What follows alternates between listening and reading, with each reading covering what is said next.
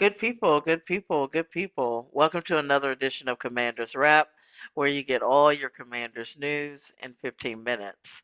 I'm your host, Dr. Wonderful, Doctor of Writing, Professor of English, and avid Commanders fan, and rejoined today by our regular co host and analyst, Kevin Bayne. I'm happy to have you back on the show. So, how are you doing this week, Kevin? I'm doing good. How about yourself? Can't complain. Ready for gearing up for tonight's game. I'm kind of Yes. happy to recap everything that went on this week, which is what we're going to do in our first segment. We're going to recap the Kansas City game, and we're going to talk about what's going forward. And Kevin, I feel like at this point in time, it's a broken record. We're here again, another week, another Commanders loss, as Hmm. the Commanders lost on Monday night to the Kansas City Chiefs by a score of 28-7. And I'm not someone who does a lot of moral victories or silver linings in sports. So it doesn't matter to me personally as a fan that Washington played well for a half against Kansas City because football is 60 minutes, and that's how long you get paid to play for. And our offense was woeful, and we're going to get to that with some of our press conference recaps. But we'll start with some of the things that Joe Witt said about the defense. And he mentioned that in this game, there were issues with play discipline on several plays in the second half. Defensively, which is what he noted as some of the reasons why we didn't perform as well. Offensively, Kingsbury noted that while having Jaden back for this game is incredibly important, the offense has to focus on running the ball better because when they do, they play better overall. And I don't disagree with Cliff.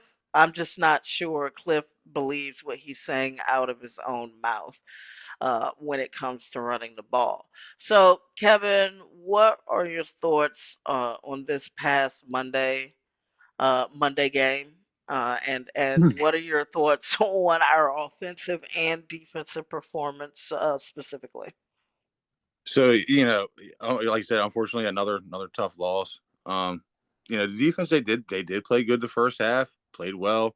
They surprised me. I think it was two turnovers, uh, getting pressure on Mahomes, forcing Mahomes to make some wild throws. The defense simplified things to make communication easier. Was the plan per Joe Witt? Switching to that 3-4, it seemed to be effective. I mean, we started off looking like a whole different team compared to the first 7 games. It seemed like we had energy on both sides of the ball. We were missing Jaden still, but we had two huge playmakers back in both Debo and Terry. I mean, really, we outplayed the Chiefs the first half. We outgained them 194 to 156, converted 5 third downs to their 3, and controlled the time of possession 17 minutes and 14 seconds to Kansas City's 12 minutes 46 seconds. Um, and in the first half, Mariota, he was 14 of 17, 155 yards and a touchdown. Uh, Compared to Mahomes, he was 8 for 15 for 89 yards, 2 picks. But it's just frustrating, especially when your offense is driving the ball down the field. We're in Chiefs territory, and then Mariota throws a pass to Debo. I think it was at the Kansas City 18-yard line, deflected off his helmet. I think that's what happened, and into the hands of Kansas City for a pick. Um, it just takes the wind completely out of your sails. As you said, Dr. Wonderful, you can play great for a half, but you're not going to do that for the entire game. If you don't do it for the entire game, what good is it? You got to play the whole game, right? So, especially that last half, that's the most important half to be playing good. Um, yeah, we'll just see the second half. They came out and they played like they had been playing all year long, which was like crap. So, not good. Yeah, I have to agree with you. It's just not good. The team is playing, I would say far below its potential. It's not even about like these wild expectations. They were perceived to be a team that would not be average or below average. So this is decidedly, and yet somehow the division is still up for grabs. Yep. So, Yep. that's the interesting thing here is that the division isn't lost as badly as Washington is playing because the division is decidedly mid as well. Yes. It's not that great either. Yep. But even though we didn't have the outcome that we wanted against Kansas City on Monday night, I circled this game, Kevin, that's coming up against the Seahawks, even though we still have a number of tough games left.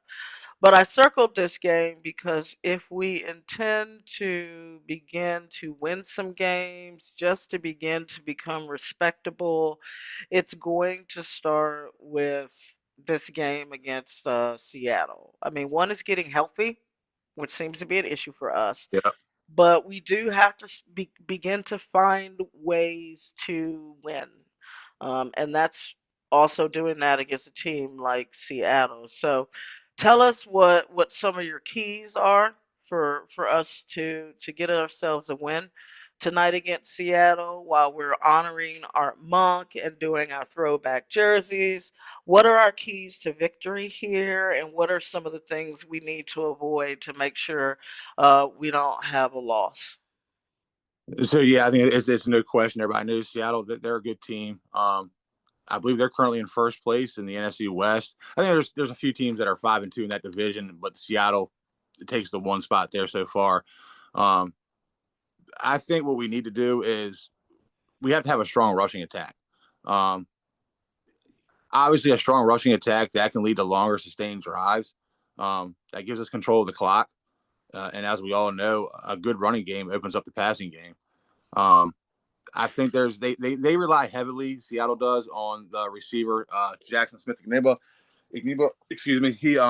He's their go-to. I think if we can keep an eye on him, we could really force them to use other guys that maybe don't have the talent as their number one does, and you know their strengths. They have a very strong and good defensive line, um, and they are efficient in the passing game. I think their biggest weakness is probably their offensive line. And I'll say some of what I think if we can win in the trenches, it can give us, if we can win in the trenches and get the running game going, I think we have a shot at winning this. But we'll see. It's a Sunday night game. Terry's out. Jaden's back. It seems like we can never get nobody. We can't get all of our people on the same page at once.